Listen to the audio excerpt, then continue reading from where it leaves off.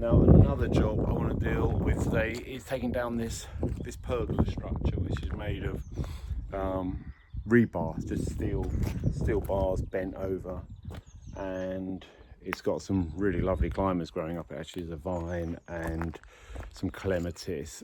But I just want to talk a bit more about pergolas and arches and structures like this, and we all love them because they create an opportunity to grow a selection of climbers up, scented climbers, but they also give you something to walk through, you know, and they draw the eye through them as well. But that's where I think this doesn't really work in this garden, because it's a bit narrow. So if you can imagine walking through here when everything's in leaf and a bit wet, you end up feeling a little bit cramped. So it sort of slightly defeats the object. So if I do put in a structure like this, I always think about putting it in as wide and as generous as possible so that you can walk through it. It's really inviting to walk through, but also it should be really placed somewhere where you have to walk through it. And here you can just walk around the side, which is a lot easier.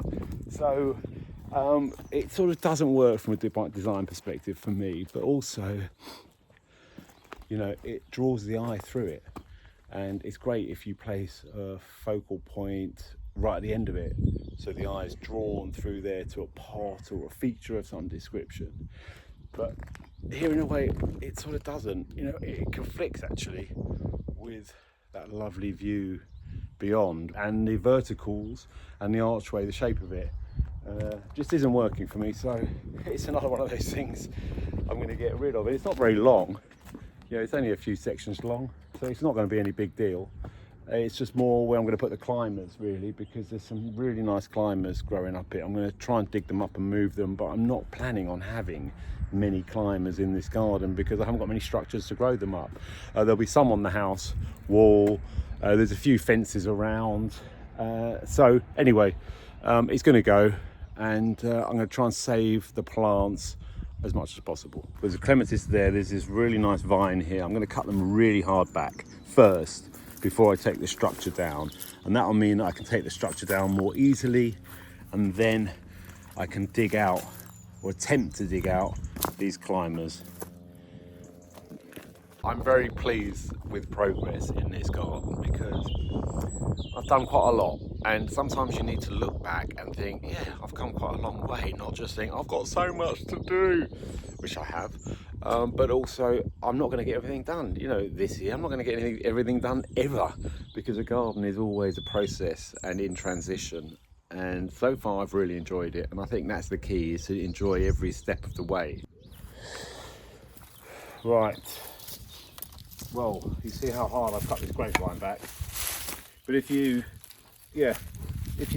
seen how vineyards work, they do cut them back incredibly hard, and I've bought old vines in the past.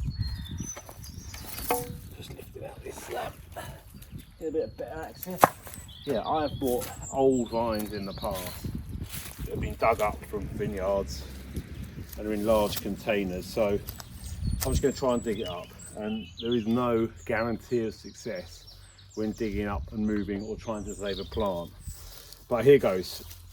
I've got a sharp spade, and a sharp spade is important, so sharpen up your spades for a job like this.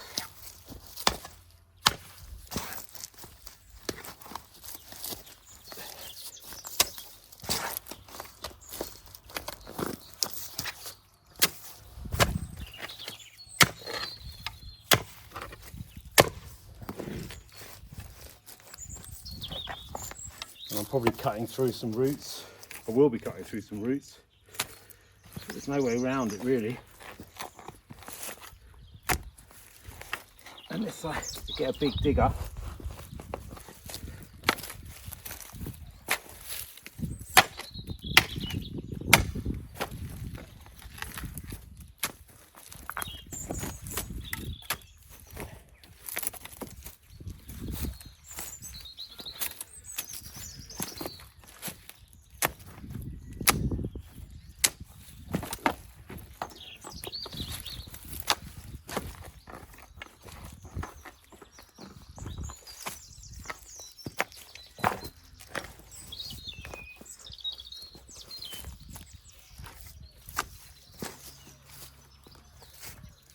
I'm just going around it and trying to work the spade underneath. In fact, we get a bit of soil, give me some better access.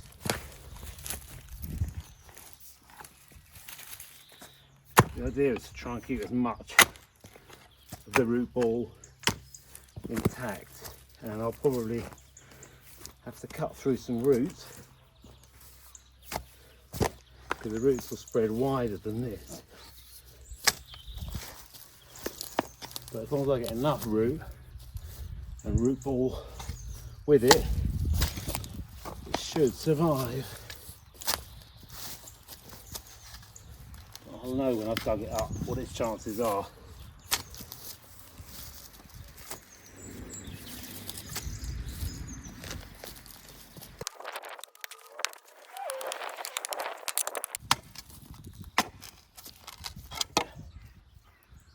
All this paving is going to be relaid, so I don't mind taking up a bit of that.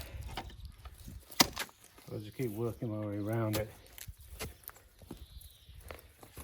so that I can get underneath it.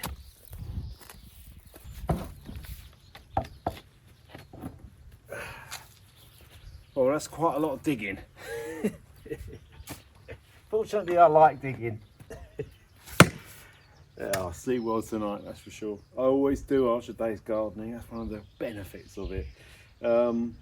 Yes, I've dug a trench all the way around to the width of that spade, so now I can get underneath it. And I'm going to try it with this. This is an iron bar, which is a very good tool. Now, at some point, I'll go into my digging technique, but as I've told loads of landscapers over the years that work for me, all you need is an edge. Once you've got an edge, you can work back. Don't just sort of randomly dig around, work to an edge always. But this iron bar, one of my favourite tools in the garden, is for leverage. And I'm hoping, oh yeah, yes, I've got underneath there. And it doesn't seem like there's a taproot going right down, which is great. Now, I want to try and keep as much soil on there as possible. It's going to be heavy. Ideally, it's a two-man job. I've got this pot ready now, and I've got to try and get it into the pot. I want to try and keep as much soil on that root ball as possible. But at the same time, I need to lighten it. I keep looking over my shoulder because I need to get a fork, but I need to lighten it enough so that I can actually get it in a pot and drag it to where I'm going to be heeling it in. Okay, I've had to cut through a couple of roots as well. So I'm just going to take a little bit of this. Well, that's not on it. That's going to add a bit of weight. I'm just going to take a little bit of the soil off here. And because I've got clay soil, it clings to it nicely, clings to the root ball nicely. If it was a really sandy soil, it would mainly fall away. But the idea is to keep as much root as possible and shock it as little as possible at the same time. But obviously, you know, I couldn't dig a huge hole here. Well, you could with a digger, but by hand, you've got to be practical and just do what you can. My son's not coming down for another few weeks, so I'm going to have a go at this myself. Right, so pot ready, iron bar ready. If I need to prune some roots, I'll do it at the other end where I can see it a little bit better. So for now, I just need to get it in the pot. That's the aim.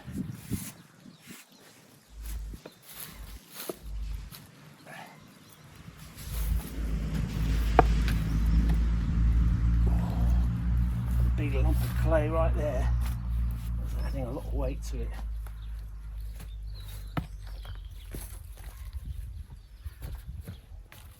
Is that root still attached? Yes. There's one root still attached, which I'm going to cut.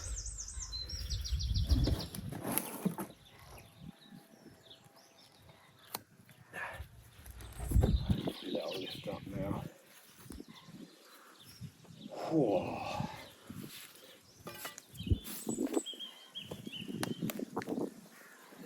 back in.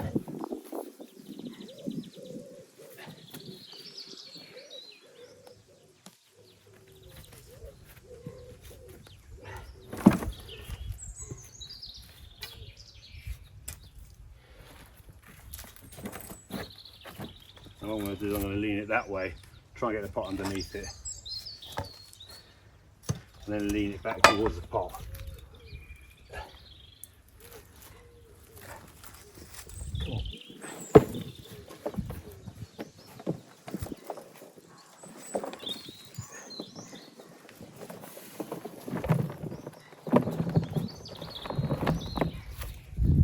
Okay, well it's not pretty, but it's in.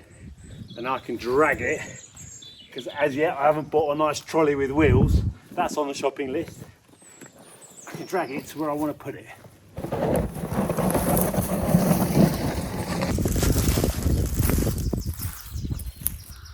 Okay, so, well, these are the veg beds I'm going to completely change and sort of retreat back this way eventually.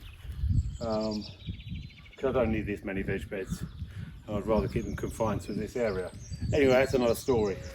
I've pre-dug a hole here. Now, I could just pot that up, leave it in a pot and put a load of compost around it. But I'd much rather get it into the ground, because in a pot you've got to water it regularly. In the ground here it's nice and moist. It will stay moist for longer. I'll need to water it during dry periods, but I go away for quite long periods working and stuff, so I want to make sure that it survives, and I think it's got a best chance of surviving in here. So I've pre-dug a hole, which is ideal really, so that it's sort of ready to go in. I also dug up a clematis there, which is a lot easier, but that clematis I'm going to heal in as well. And I've already healed in some grasses, and so this is just a temporary sort of stock bed for this year. I'm going to get this vine in here. I'm just going to check some of the roots, give them a bit of a prune.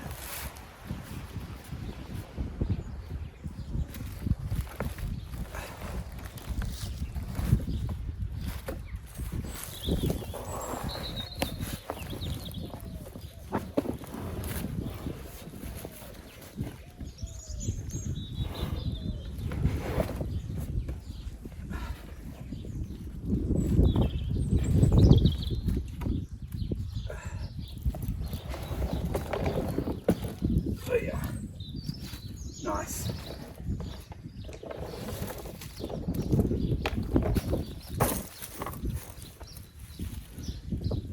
There's a couple of roots that have just been a bit damaged. I've cut them through with a spade.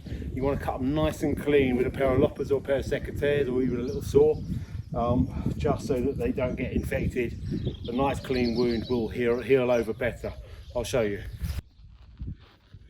So you can see here, I've chopped through that with a spade.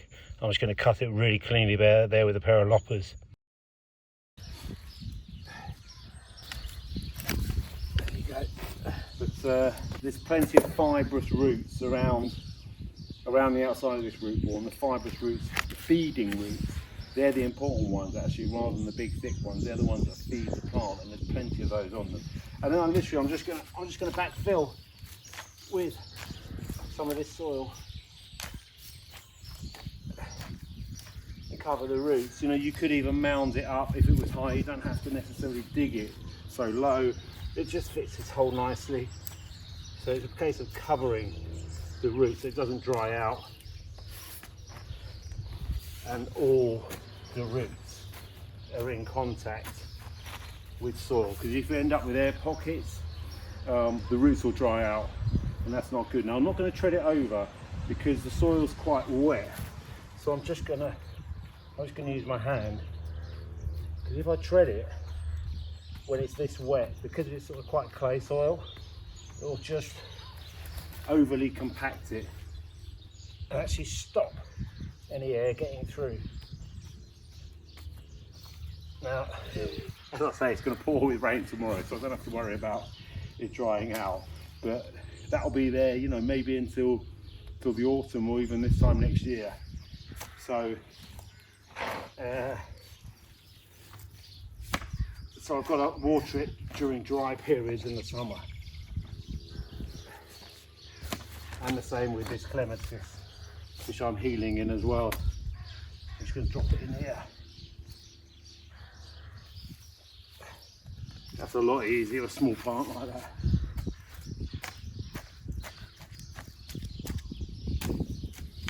And as they grow, I'll probably just put some bamboo canes or stakes in them, just because they're going to have quite a lot of growth going on. The clematis, I'll put a stake in here, and the vine, I'll put a stake in, train it up a little bit, but I can keep pruning that back to keep it in check. And there you go, job done. Listen to those birds. They know when I'm in the garden, they know when I'm digging in the garden. They're all talking to each other saying, worm time, the worms are up. They'll be in here in a sec.